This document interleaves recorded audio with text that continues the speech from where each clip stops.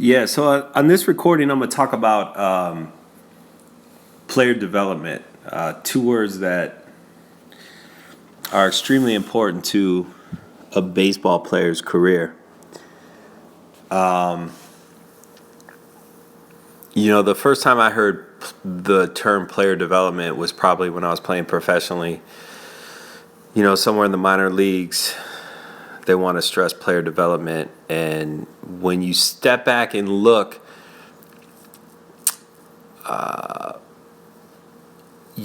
at why a professional organization would put so much time, energy, and resource behind player development, which I believe they finally have throughout the course of professional baseball. I think that there's a lot of emphasis now more than ever on player development.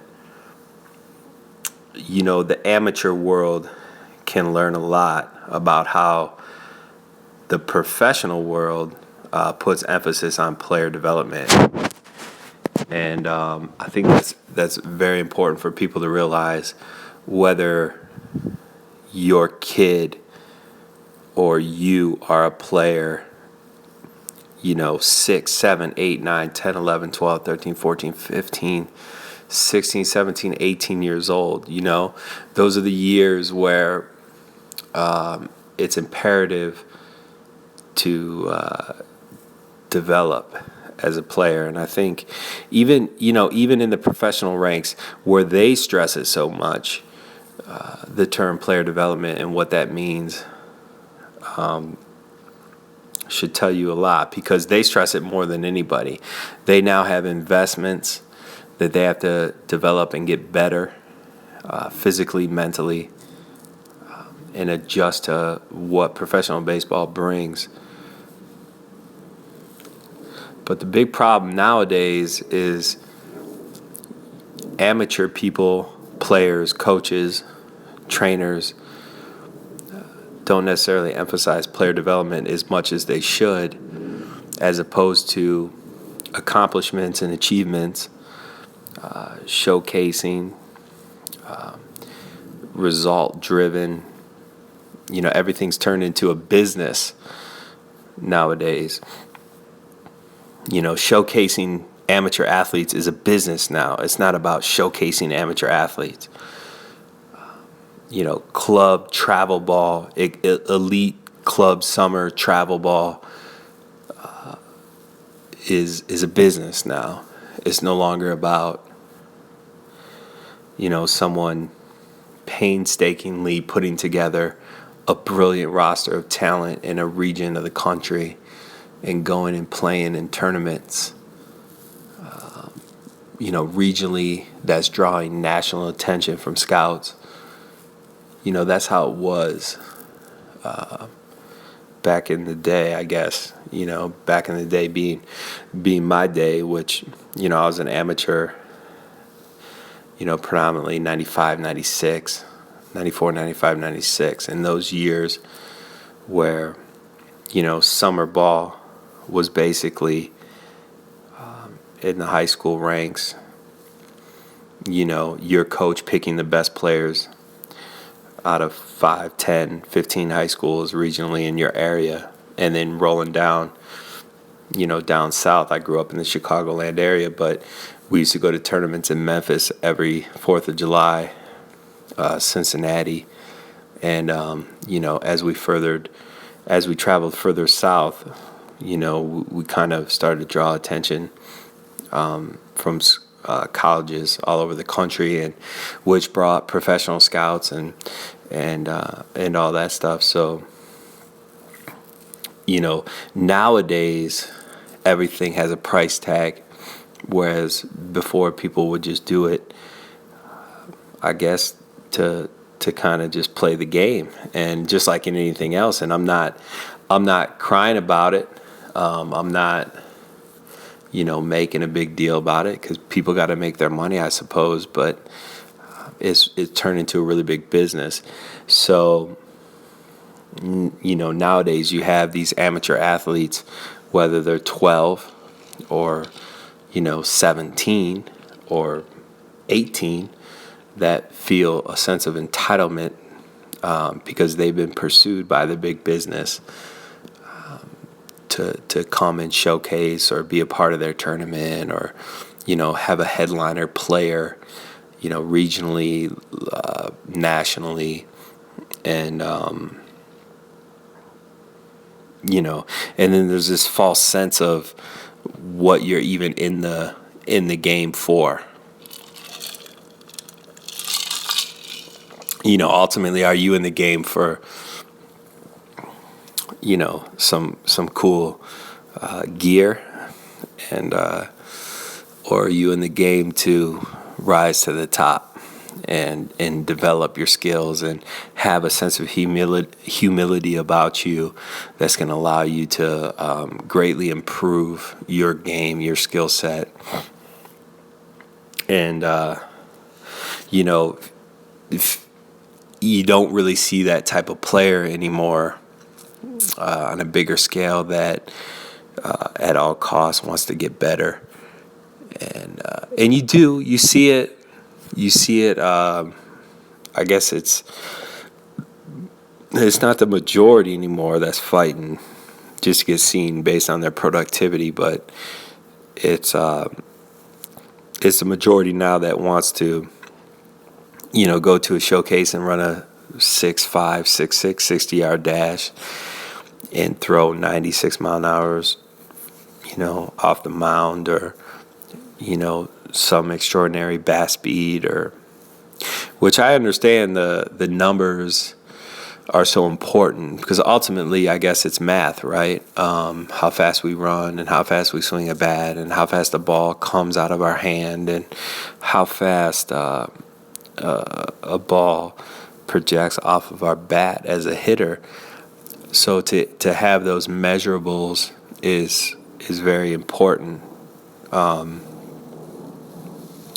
But I guess what I'm saying is how we get there is what's getting lost in translation. And, for one that might be raising a child who has a great interest in baseball, or, whether their kid is between the ages of 6 and 16 and 17 and whatever.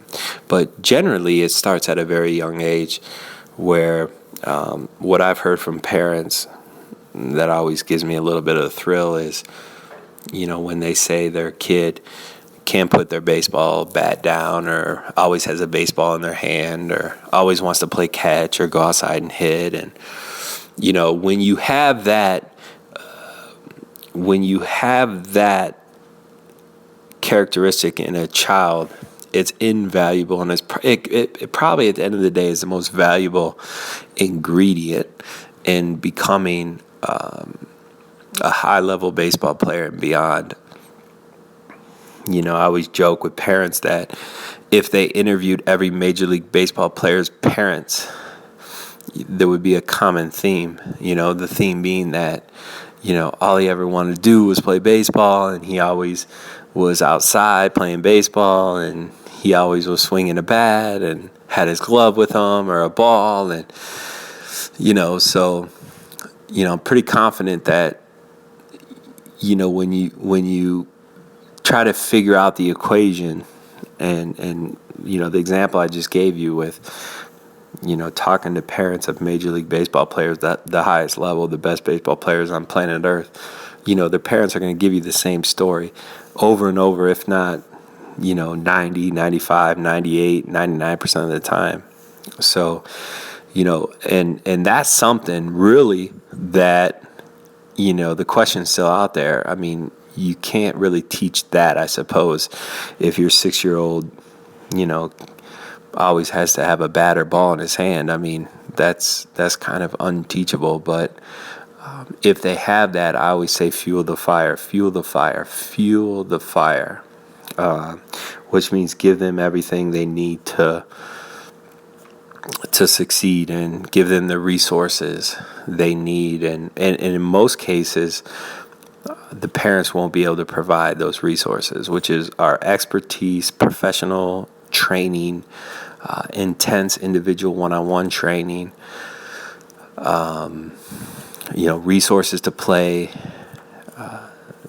different leagues, and as they get older, travel, and obviously expenses occur, and all this stuff. But it's part of the process. And I always thought that if a parent can really get a hold of a former, and I don't mean this in a egotistical manner, because I am myself a former professional baseball player, but for whatever that's worth, I consider myself a far better teacher and trainer than maybe a player that I was, but it does hold some type of credibility. And I always thought that, the value in me personally is that I failed at one point, and I realized that I understood, and I can totally tell you why I failed, and what aspects of the game, and why I didn't get to the to pursue a career at the highest level with some sort of longevity, is because I now understand why.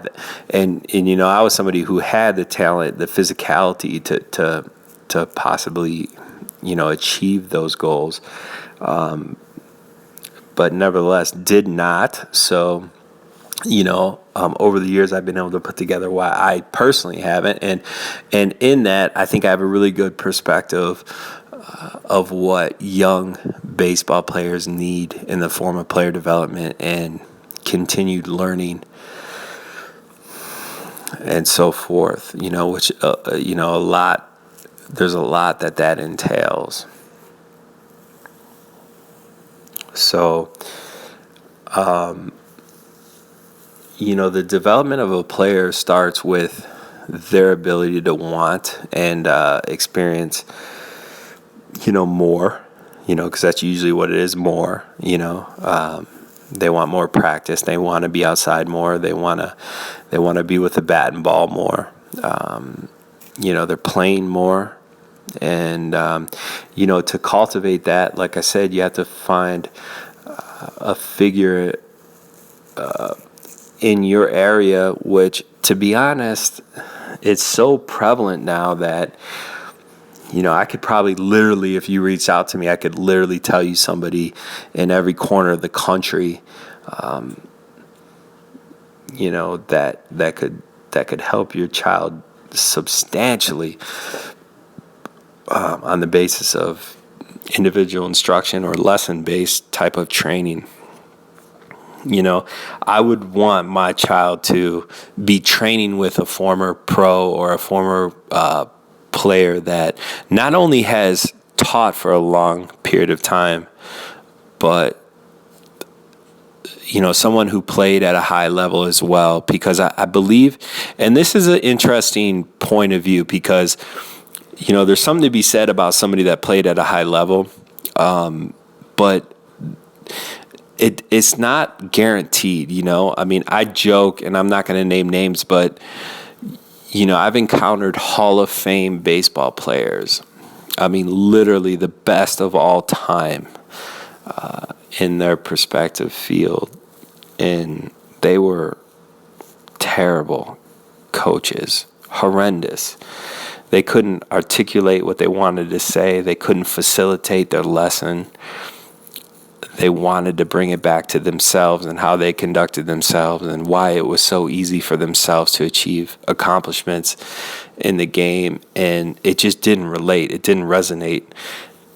And, those are unique individuals, because you have to severely respect them. And I remember being in awe of them when I was in camp with the Red Sox. But, and my 18, 19, 20, 21, 22-year-old self, wouldn't know the difference. But now that I've grown older and become what I think is a really good teacher of the game, I'd look back at those days and I kind of laugh and chuckle and really figure out how out of place that they were. They weren't teachers; they were players, and there's two different realities to that profession: teaching, training, facilitating, and then playing from a player's perspective and executing, right? Which, a lot of these guys were in the top, whatever, 0.001% of people who have ever played the game, and that garners a high level of respect. But I think, without judging too badly, most of those guys aren't high level teachers, facilitators. Their level of care and of wanting to be a great teacher is just simply not there. So therefore, they've never really pursued that. But that's here nor there, and there's certainly a place for that type of person to be around. But so I'm certainly not saying that, you're trying to seek out your local Hall of Fame baseball player to teach your kid and train your kid, because you won't find that. But, someone like myself, or, and they're everywhere around the country in different markets, is a former professional player or a high-level player, or just as well teacher, trainer, mentor, local guy that's been doing what he's been doing for a long period of time and getting results and getting positive reviews. That person is very special, and that's somebody that you should try to hook your kid up with immediately. And the money you pay to do that is so worth it, and well worth it. And it's an investment in your child's baseball career, because not only are they getting physical training, technique, skill, and all that stuff, but they're getting some sort of mentorship and experience with that lesson-based practice that they're going to once a week or twice a week or twice a month or whatever it is. Whether it's a musical instrument or learning a language or learning a sport,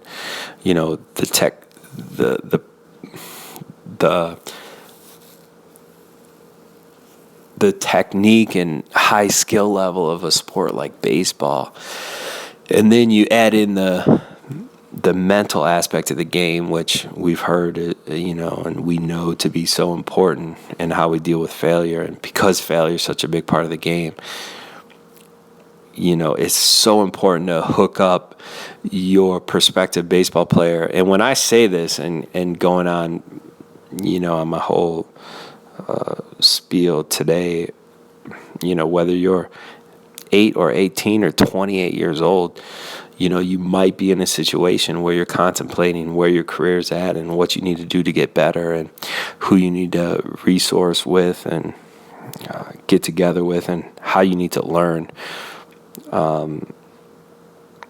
To be able to have that resource in your area, which I believe you can find, is so important. And I think, that, along with the need to want to play and have a baseball in your hand and be active and be outside and throw and hit and run, and the love of the game, okay, is fine, but you need to combine that with somebody that thoroughly knows the game mentally and physically, and can teach skill and mentorship and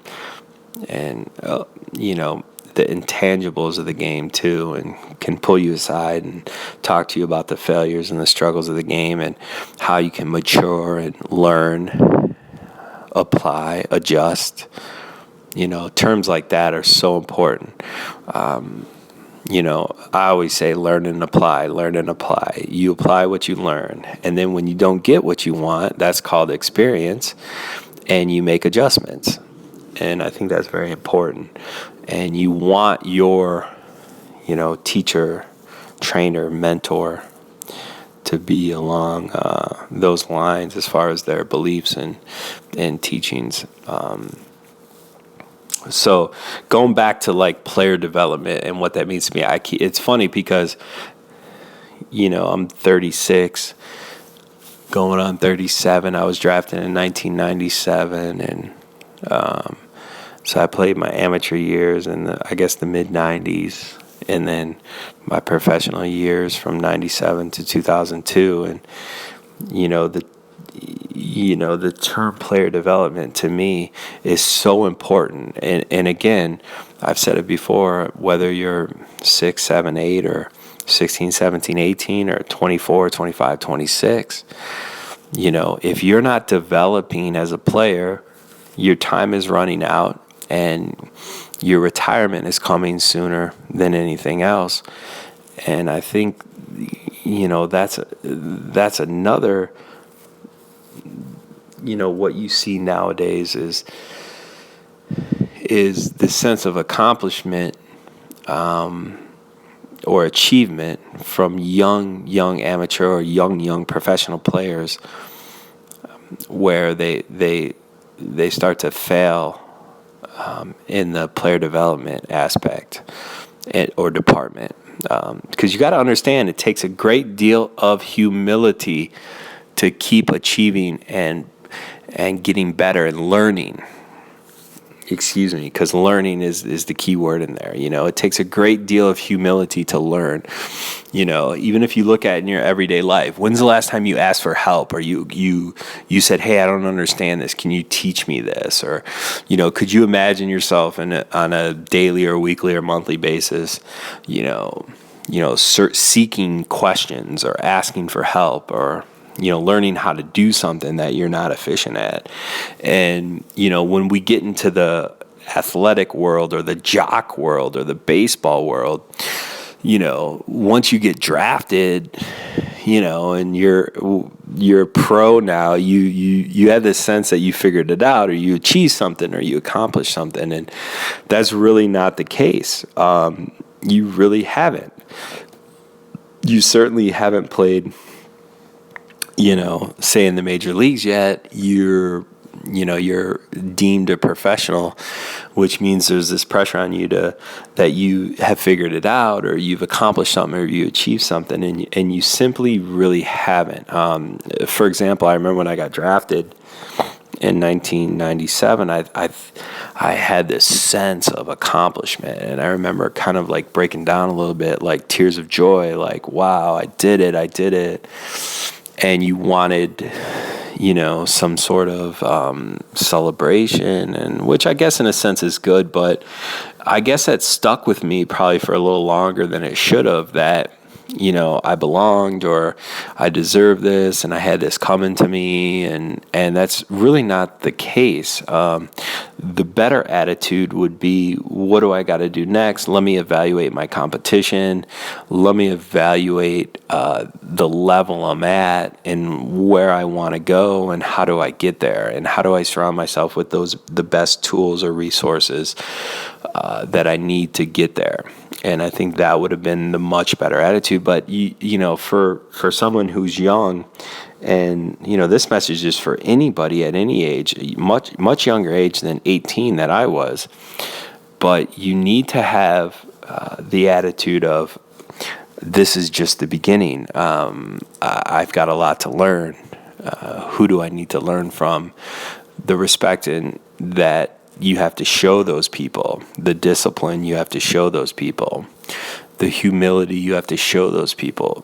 And when I say those people, I mean mentors, trainers, professional trainers and mentors, and skill coaches, and that's why it's so important to seek out and find those valuable people, because it really is hard to find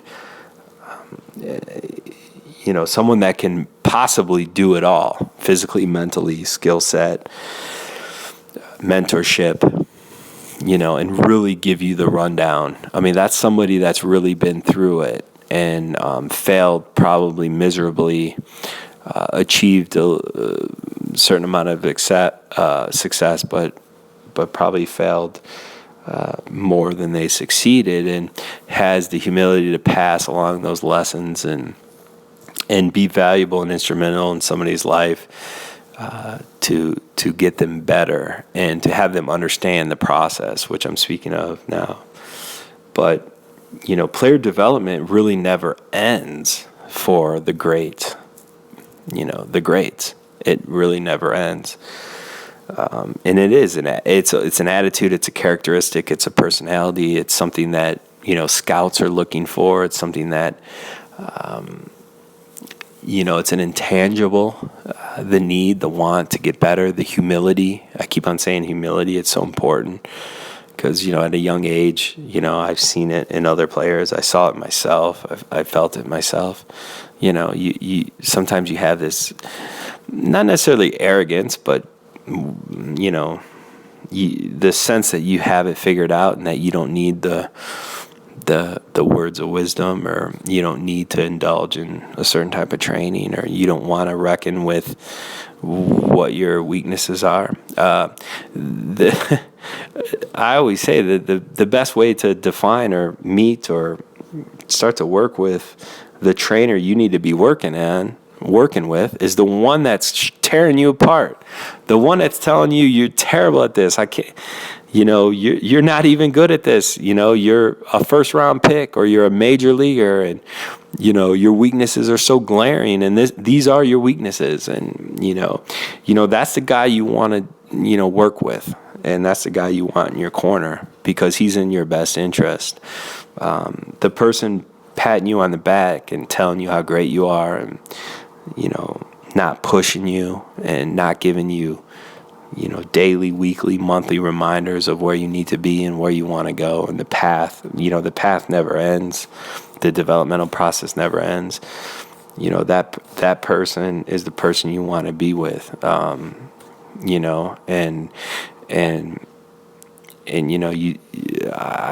been around long enough, and I'm not saying that, in a braggadocious way or whatever, but I feel like I'm kind of really starting to understand the player development in baseball and how it works and how it should work as opposed to how it does work. And because I feel like I've really been on both sides with my playing career and then my professional playing career and then my professional training career, being a coach and mentor and trainer.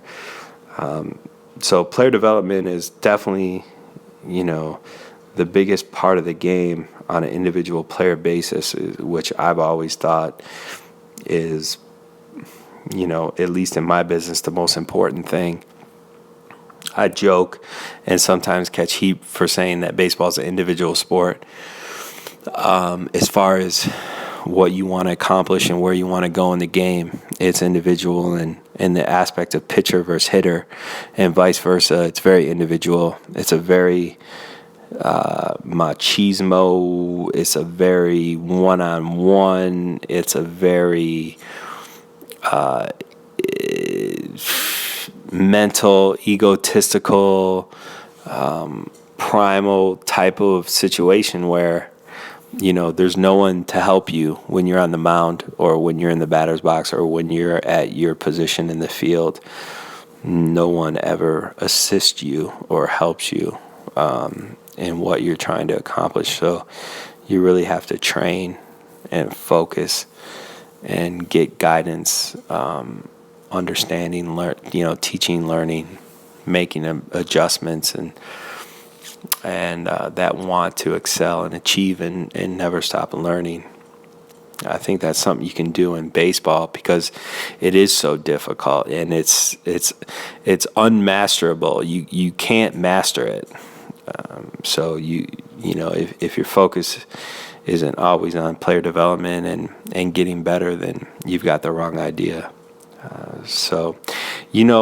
And I can go on and on, but just to summarize, whether you're that young aspiring player or already a professional or major league player,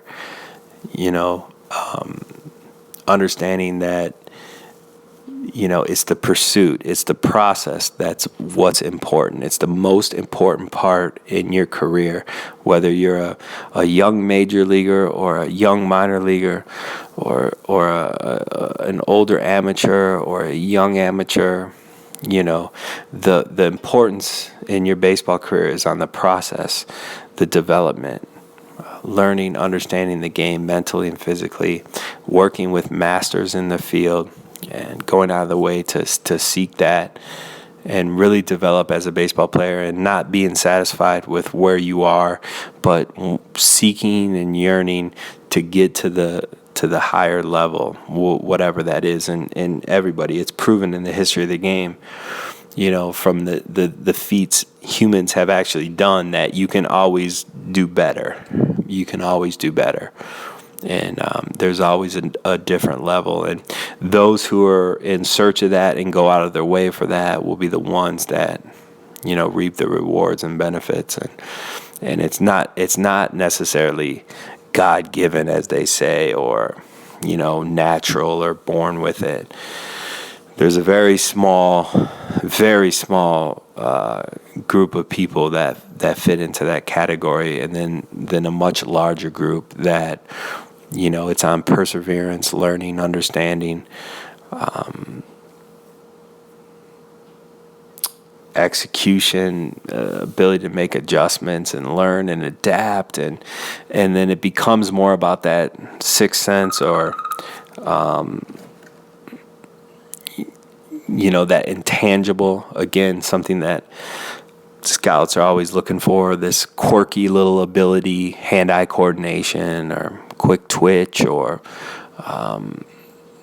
there's a lot of different variables, but it can be worked on and honed in on, and it's not necessarily just handed out, and it's not one in a million.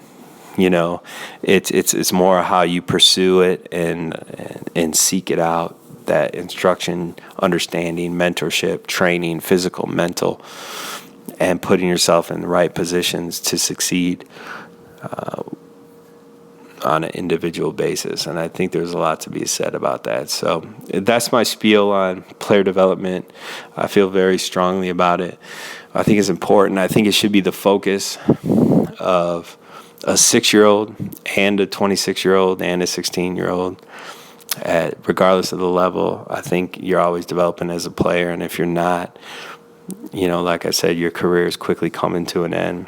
So remember that, next time you talk about how your kid can get better, remember player development and developing them, and seeking out those resources to do so.